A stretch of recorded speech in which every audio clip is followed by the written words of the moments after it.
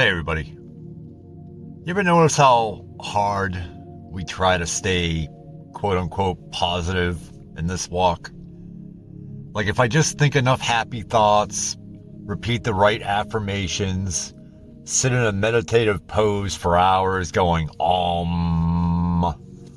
slap a big old smile big enough to fool even myself, then maybe, just maybe, I'll outrun that fear, that doubt, that little voice that creeps in when the room gets quiet. But come on, let's all be honest. It doesn't work. It might work for an hour, maybe even a day, perhaps you'll get a week out of it. But again, let's be honest, it doesn't last. If it did, you probably wouldn't even be listening to this video right now. See, the harder I chase the positive side, the louder my negative side got. It's like trying to hold a beach ball underwater. And I give this example before because trying to hold a beach ball underwater is actually pretty damn fun. But like trying to hold a beach ball underwater, you get it wrestled down there, your positive side, your negative side, you try to get it underneath that water, and you wrestle it down underneath the water, and you finally have it, and you're like, yes, I finally accomplished it. But then you and I both know it pops back up. And sometimes it pops back up by hitting you in the face. We have to learn to accept that life's not one-sided. It's yin and it's yang. It's light and it's shadow. It's positive and it's negative. It's good, it's bad. Whatever label you want to give, it's polar. Everything in this experience is polar opposites. There's polar opposite to everything. Turn this light switch on, turn the light switch off. Everything. The moment that we try to live on just one side, though, whether that be positive or negative, we split ourselves in two. We become fragmented. Our mind, our consciousness, our spirit becomes fragmented. And I did that. That was me. Like, I've been sober 8 years now. And at first I thought that meant, well, time to fix myself. Like I had taken out the trash of my soul and now I could finally clean the house. So I dove in. Self-help books, positive thinking, new habits, new routines, new everything. Hell, I even became a Christian after being a hardcore atheist for all of my adult life. I tried everything from pastors to gurus to retreats, everything. But underneath of it all, I just still felt broken. Because that's what I believed I was. Broken. A project. A problem that I had to solve. And unfortunately, some of those things that I got into, thinking that they would help make me fix these things, actually made me feel even more broken, or worse, guilty. You know who I'm talking about. But then one day, I just stopped. I just stopped trying to fix it all.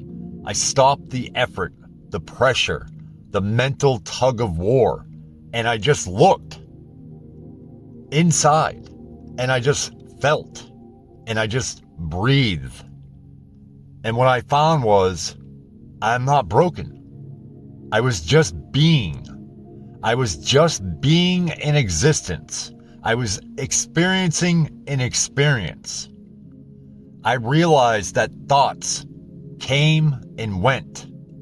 Feelings would rise and feelings would fall. They're not enemies.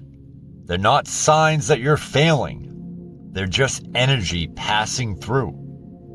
You don't need to fix your darkness.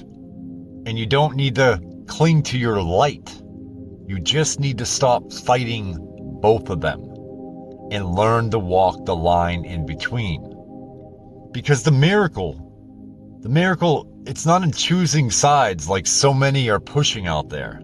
It's in learning to accept the balance. Alan Watts, to me, said it best. Trying to improve yourself is like trying to lift yourself up by your own bootstraps.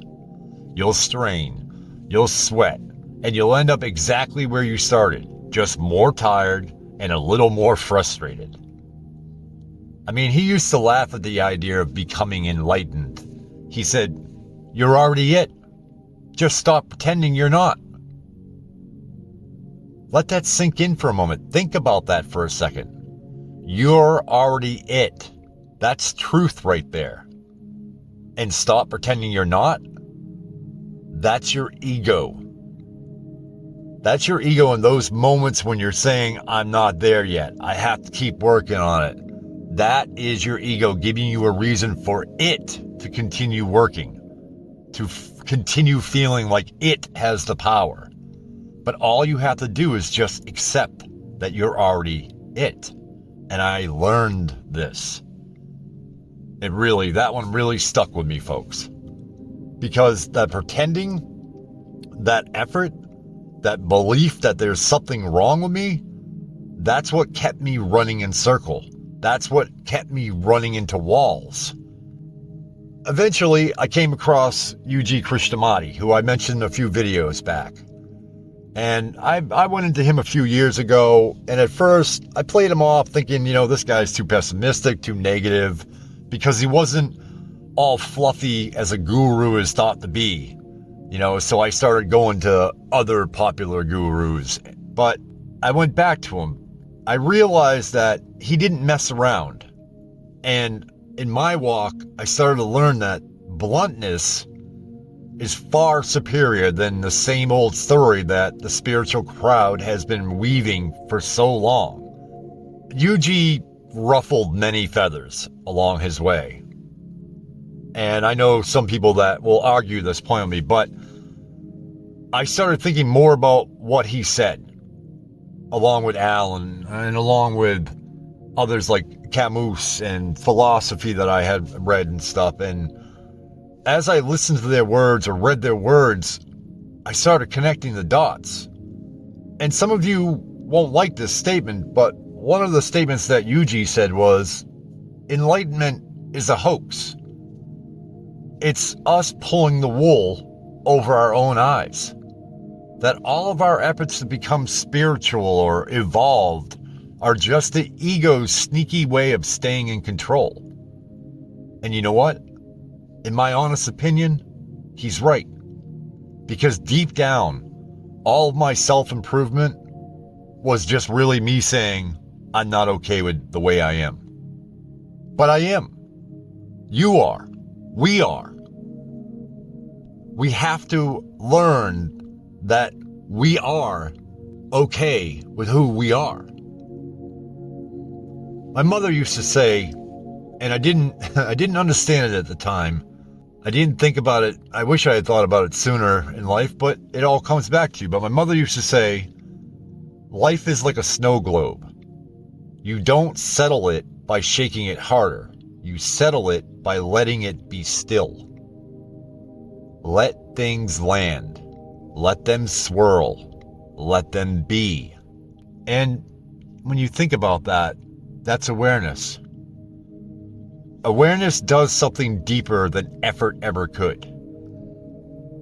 In my own opinion, I don't look for enlightenment.